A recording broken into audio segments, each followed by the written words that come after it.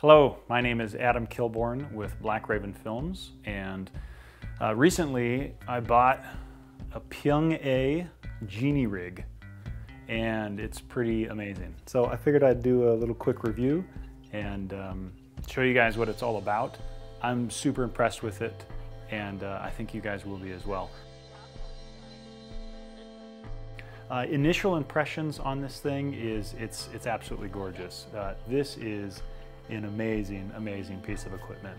I was looking around. I'm really new at actually shooting. I've been producing for several years now, but actually doing the shooting stuff or getting involved in the actual shooting of video has been sort of a new adventure for me. So I didn't have any clue what type of DSLR rig to get, and so I did what a lot of you do, and that is I watch reviews on YouTube, and luckily there are some really great reviews out there on some of the different products that are available.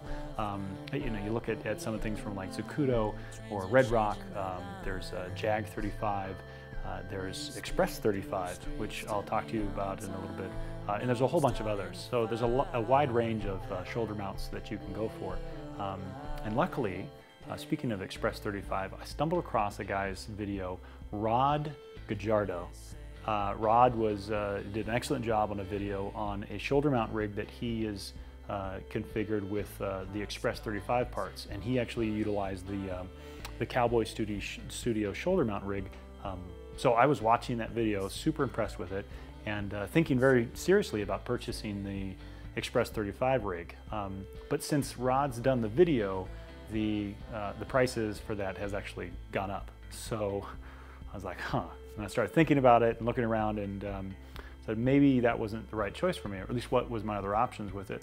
And so I stumbled across Gini Rig, and there's a couple of good reviews that are out there, but it's still somewhat of a newer brand, or newer as far as its market penetration, and so I didn't quite know what to expect from it. The other thing is I'm buying on eBay, and I'm not really all that experienced with that as well, so had some hemming and hawing about it, and I finally just decided, after looking at the different configurations, that this was the route to go. And the reason for that, I ultimately came to, was the Express 35 rig, which I think at the time the configuration I was looking at was about 330 bucks, which wasn't all that much, but it was a really nice rig. It had a couple of parts with it, and it would have served my needs right then and there, but that's about it. I'd have had to purchase more pieces later on. When I looked at the Gini Rig, this thing had everything and then some. I mean, it really was beyond the pale as far as how much stuff came with the rig. And the price for this guy was $399. So $330 or $320, $399. I mean, it was absolutely amazing. So I purchased this guy, and about 3 days later, the thing showed up on my doorstep, and I'm absolutely thrilled with it. The thing though that you want to know about is it's not quite just $399. It's $399 plus shipping. Apparently in Korea they have express shipping for stuff coming over here to the States, but they don't have stick it on a boat and just let it sit there and float across for 3 weeks and then finally arrive at your door. So the express shipping was 75 bucks. So this rig in total was about 475 bucks for all the stuff. And I'll show you some other things that while I was picking that up, I was like, ooh, I also want this as well. So there's some other configurations for it. But the amazing thing, what you get with it is just a lot of stuff. And you get like a counterweight, you get your shoulder mount, you get these totally amazing grips. I mean, they're just awesome, awesome, awesome, awesome, adjustable, cool looking handle grips. You get your a couple of magic wands that are up here. You also get a handle to fly with, and they throw in a follow focus for free. An amazing, made of metal, sturdy follow focus. It's incredible. And this stuff, all these rods are your standard 15mm rods. They're a length of 10 centimeters and 20 centimeters. You can just get a plethora of them. You get this support cage structure here with it. It's all this gorgeous black metal. I believe it's machined aluminum, but I'm not a machinist, so I don't know what it is really. But it's metal, and it's beefy, and it ain't going anywhere. These mounts are all, or the knobs are all super strong, and you know, this thing's a beast. It's a transformer. It's gonna last a long time. And it's awesome, and it's gorgeous. It's this black and red styling. The styling's based, I believe it's very similar to the Zacuto the styling. And if you got Manfrotto stuff, it matches the red and black Manfrotto stuff. So you're looking snazzy. The other thing too is, I have it set up right now, is on this mount here, is it's really comfortable, and it's really sturdy. Just to adjust some of these around.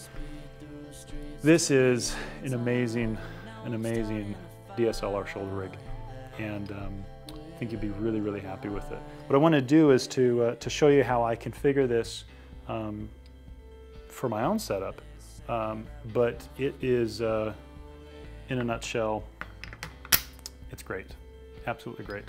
So that's the Gini Rig shoulder mount. I'm going to show you a couple of configurations of some of the other cool stuff that I got with it, but this guy is pretty amazing. So when I was watching Rod's video on his DSLR setup, he had this wicked idea of adding the Cowboy Studio plastic shoulder mount, hands-free shoulder mount, to his Express 35 rig.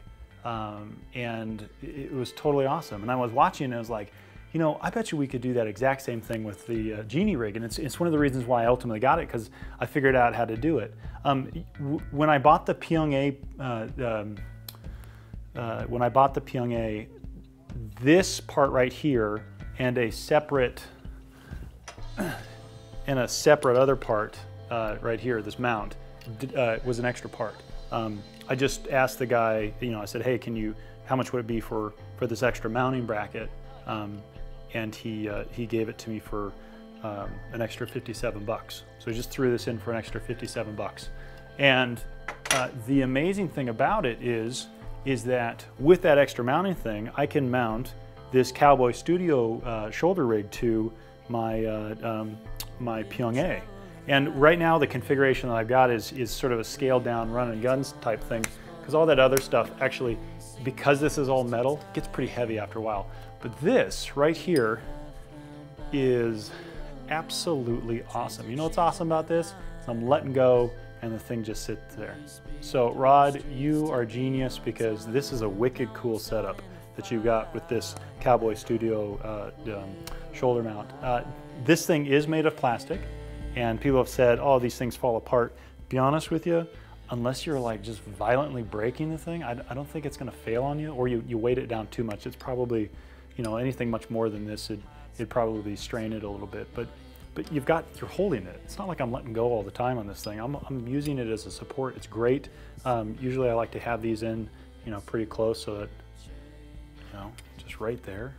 Move this in just a little bit as well. Just bam, right there, you know. And I'm filming away. Well, I'm not right now because the camera's over there, but pretty slick setup. So that's this setup. And I got one other setup that I figured out that I wanted to show you. That was an extra bonus that this mount here, this extra mount here, came in handy. So quick reset up for that, and I'll show you the last little bit that I think is pretty cool. With all these extra parts that I got, I was just messing around, and because this thing's like a transformer, I figured out how to mount an extra bracket underneath of this thing, or an extra mount underneath this thing to attach this teleprompter thing. This teleprompter deal for iPads is pretty cool. Hit it, I don't know if you can see that, it shows up in the camera or not, but you can sync it up with an iPhone and it works perfectly. And for $100 for a thing that I was not even using, this is our teleprompter. Don't have to rent one, don't have to buy one. Teleprompters are expensive, like $1,000 or something like that on a professional teleprompter, at least some of the ones that I was looking at, if not more. So this is a pretty slick deal. So all I really did was just this mount on the bottom here, which is used for a camera, this guy right here, I just stuck it off the front of this guy to mount this thing on. So, I mean, it's not the most amazing thing ever, but I thought I was pretty ingenious to figure that one out. I mean, not really, but anyways, I was excited, as you can tell. So, the Piung-A, the Gini Rig, this stuff's amazing. The only caveat I'm going to say is I would most definitely make sure that you've got a parts list of things that you want. Because there are so many different configurations of how these things can be, you really kind of want to know what the different parts are.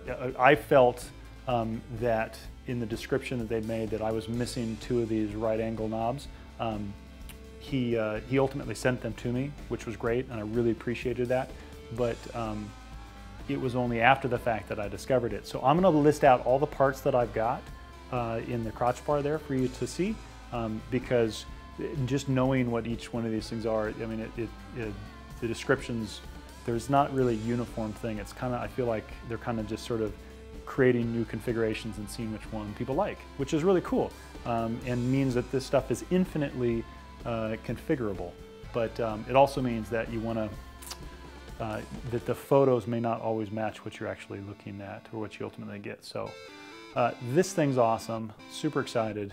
I have nicknamed it the Transformer because that's pretty much what I feel like it is. It's a Transformer. Very, very cool stuff. So anyways, thanks for watching. I'll do a review of something else next time.